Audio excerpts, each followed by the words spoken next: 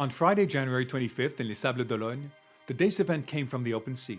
Sad and unexpected, overnight the carcass of an 18-meter cetacean was cast up by the ocean. Could it mean an ill omen? Such did a long waiting weekend start in the Vendée town, during which the 7th edition of the Vendée Globe would deliver its verdict and enthrone Michel Desjoyeaux's successor. Approaching the Gascogne Gulf, two pretenders to the crown. 600 miles from the arrival, François Gabart has the attitude of a sovereign. From the moment we'll be on the Finistère Cape longitude, we'll have to expect to cross the Gascogne Gulf quickly. The last tack towards the Sables d'Olonne is going to be muscular. Mustn't dilly-dally, because after that it'll get worse and worse. Monday, there'll be 10 meters high waves in the Gascogne Gulf. So we'll try to get the boat in before the windstorm. If he hasn't officially given up the throne, for a while now, Armel le Cleach has been talking more like a than a king. Here it's going to get complicated. For the moment the weather's such, we're going to be on a mandatory run. We'll jibe and find ourselves on a straight edge to Les Sables d'Olonne. So unless of a problem with François's boat, it'll be hard to close in on him now. So we'll finish the race cautiously, particularly tomorrow in the blast we'll get in the Gascogne Gulf. So no fooling around. Mustn't spoil it all before arriving in Les Sables d'Olonne. At the very same moment, on board a keyless boat, Jean-Pierre Dick tries to remain en route to Les Sables d'Olonne. Under the Azores archipelago, he gave up his third place to Alex Thomson, who in provision of heavy windstorm, put his race on hold. The weather forecast was for the wind to build up to 30 knots overnight and during the course of today. Jean-Pierre Dick's keel is broken and it means the boat's not very stable, and I wasn't very comfortable having a big separation, because if something was to happen to JP then it would take me a long time to be able to get to him. So I took the decision to change my course and head closer to JP and not to continue on my routing to Les Sables d'Olonne. JP never asked me for any assistance. It was just something I had to do to make sure that he was okay, and if something happened to him and I wasn't there, I wouldn't be able to forgive myself. It's a nice sailor's spirit to accompany me through this first storm. Well, for the moment all is fine, but it's true, to come to see how I am, talk, it's always important in these critical phases. A few thousand miles south, off Brazil, Tanguy de Lamotte and Alessandro di Benedetto bring up the rear. Those two weren't expected to win the Vendée Globe, but could certainly claim the title of most prolific cameraman. I'm in a zone that's totally windless, so I'll make the most out of it and take a dip.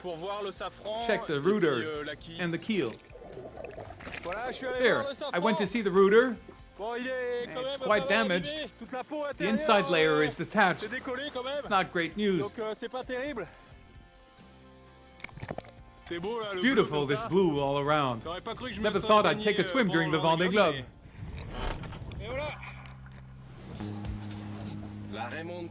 The Atlantic's ascent, south, north, is going to take time, so I gotta keep myself busy. I was cooking. This is milk.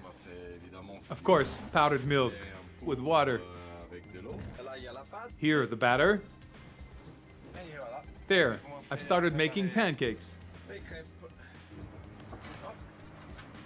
5,000 miles from the finishing line, it's a little like Candlemas, Epicurean Alessandro's culinary talents.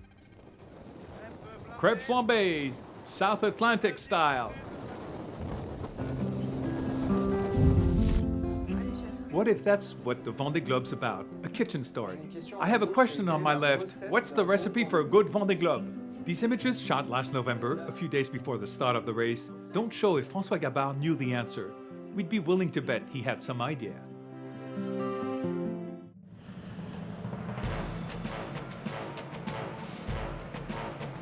On Sunday, January 27th, around 3 p.m., we find out. At 3:18 p.m. precisely, François Gabart, 29, at the close of his first participation, becomes the winner of the Vendée Globe.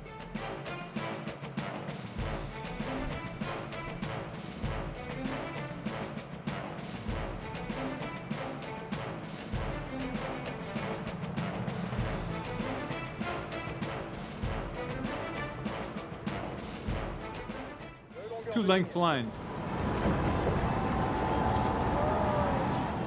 For the arrival of Macif. 15h18 ce qui lui fait un temps de course de 78 jours, 2h7 et 35 secondes. A great relief. Until the end, as long as the line isn't crossed, anything can happen. Last night was difficult with heavy wind, fishermen, cargoes, everything to make a blunder. So I'm really relieved and happy, because for the last days, I'd been seriously believing it was possible. But you gotta cross the line. As long as it isn't crossed, you gotta stay with it. But the feat doesn't end with winning the Vendée Globe. In 78 days, 6 less than previous record held by his mentor, Michel Desjoyaux, the Macif skipper sets a new time reference. According to François I, merits for this victory also go to his fiercest opponent. What's sure in this Vendée Globe? If Armel hadn't been there, it wouldn't have been the same. All the intensity in these 3 months, it's thanks to or because of Armel, I don't know how to say it. But for competitors such as he is, such as I am, it's a great privilege to have lived this duet. From the inside, it's huge. If crossing the Vendée Globe's arrival line is without a doubt a first great emotion, what's to say about when the winner follows the channel, taking him to the pontoon? No comment.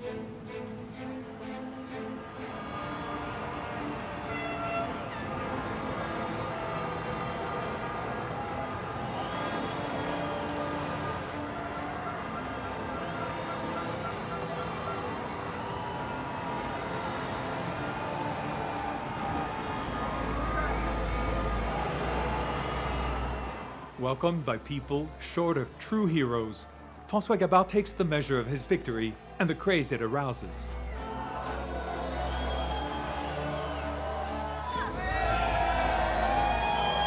Voilà François Gabart, mesdames et messieurs, innovation.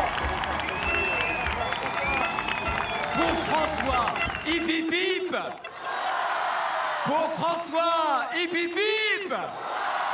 Pour François et Vendée Globe, hip hip hip! Still at sea in the Atlantic North or South, the other opponents are unanimous when not stunned.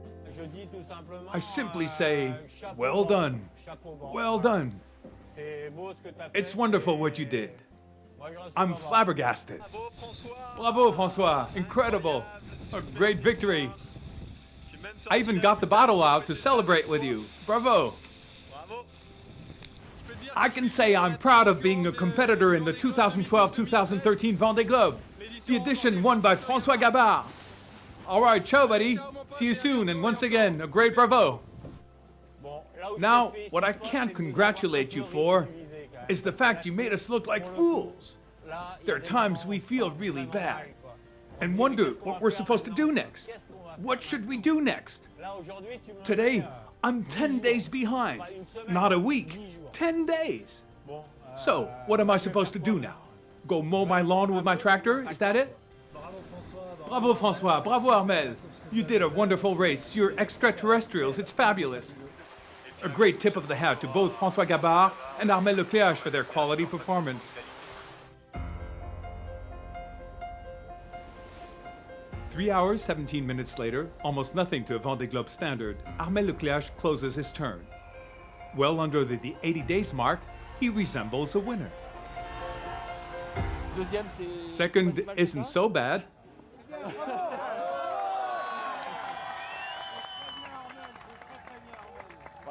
In any case, I'm happy with the work I handed in on the waters. I was saying, it was like a tennis match. During the 5th set, he made the break and won 6-4 in the 5th set. That's right. That's what this Vendée Globe 7th edition was all about. A duel between those two. Play back the dailies. What do they tell you? That François Gabart wore the leader's costume right from day one? Kept it on for 45 days, while Armel wore it for 25? At the beginning of December, only Jean-Pierre Dick was, for a weekend's time, a possible contender. Whoa, we're all out on Virbac Paprec 3! And since December 8th, in the Indian Ocean, the race was led by no others but François and Armel. This morning, we're in the lead, woo-woo! It'll be catch me if you can until December 31st on the eve of crossing the Cape Horn.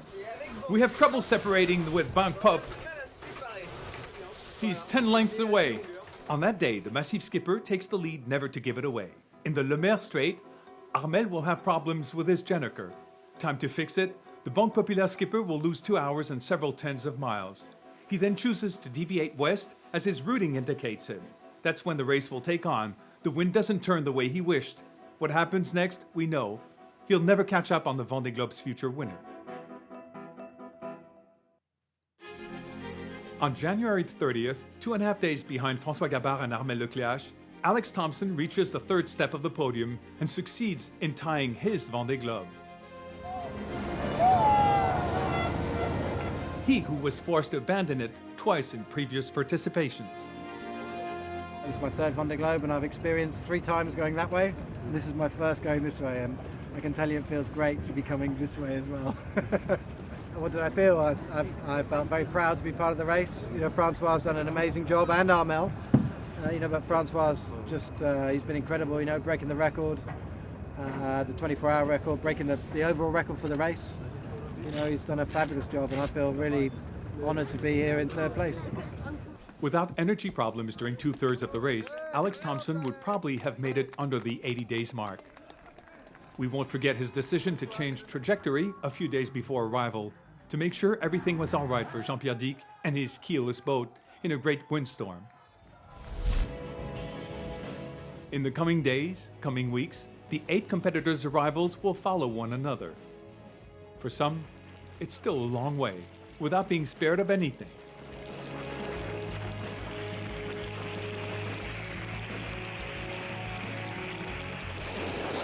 About 40 knots wind. Stormy front. Cold front. There are better ways for an Atlantic descent.